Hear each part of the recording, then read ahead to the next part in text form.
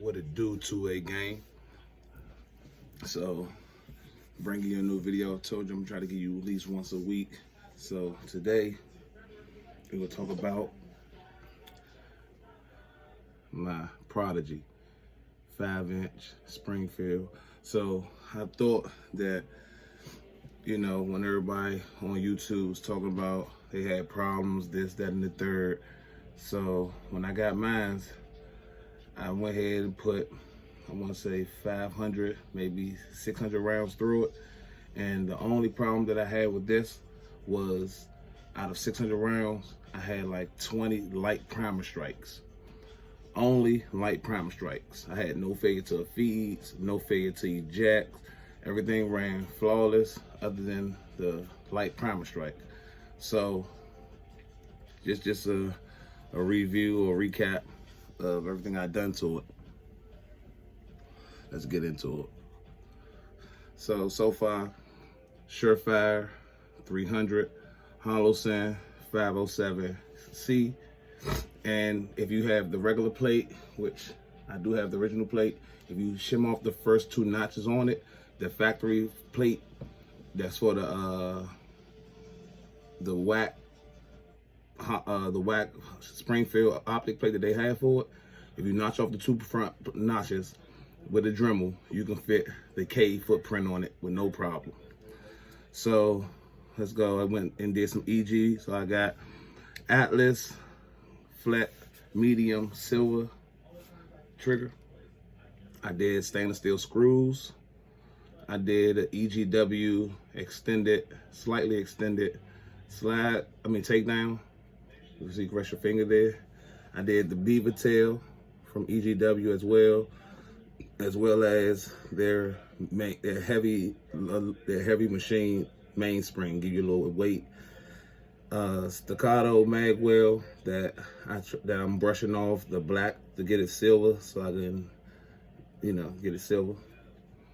Okay, and I did do the toolless guide rod. Let me show you how smooth it is. Empty, no mags in it, but as you can see how smooth it is. Like, it don't hang up. If I go slow, it don't hang up at all. So I do have the Dawson Precision toolless guide rod, but it's smooth, it's butter. All right, so I took the wire wheel to the factory mag release, so I can get it silver. So as you can see,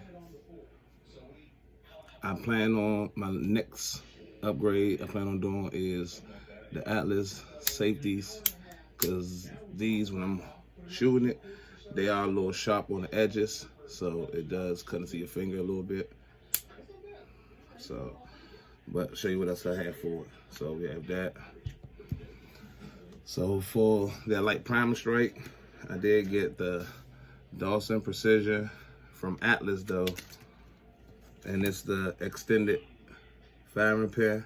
And I do have the extra power spring in the mail, so it should be here today or tomorrow. Let's see. I do have the EGW ignition kit, so I will be swapping the internals from the MIM parts to the full machine parts. Do have a titanium hammer strut to go with the hammer. I did get some extra 1911 main housing springs from Wolf. I do have a 17, I have a 19, and I have a 21. I believe that's the heaviest they go. Yep, 21, that's the heaviest they go. So I do have those, and I plan on installing those in there at a later date. But she's been running flawless, so I haven't had any problems. So let me show you the trigger. So this all you get is the take up and break. Then I'll show you, see if I can get you the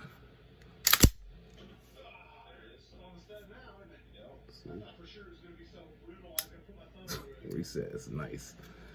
And yes, I did pin the grip safety, so it is pinned somewhat. It don't mess up with me at all. Wish the bump right here was shaved down a little bit, but you know, that's just me being picky.